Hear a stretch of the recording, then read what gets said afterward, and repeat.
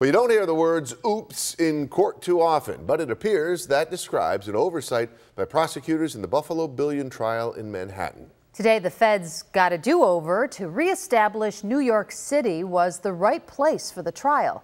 Here's an update from investigative reporter Steve Brown. In the American colonies, they would take colonists back to England and prosecute them.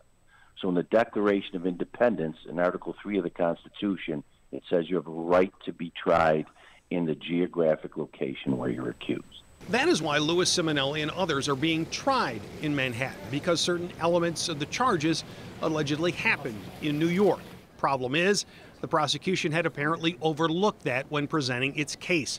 Defense attorneys pounced late last week, filing an array of motions and letters asking that the wire fraud charges in the indictment be dropped. The judge ruled today that this was an oops moment for the prosecution, allowed them to reopen the case, called two witnesses where they were attempting to show through technology that these emails actually were opened in Manhattan.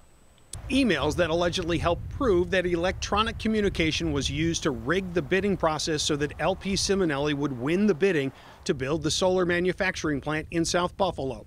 Attorney Ianwanu thinks jury members will notice that federal prosecutors ended their case and then reopened it to address the venue issue. The prosecution rested, so the jury would have been aware of that.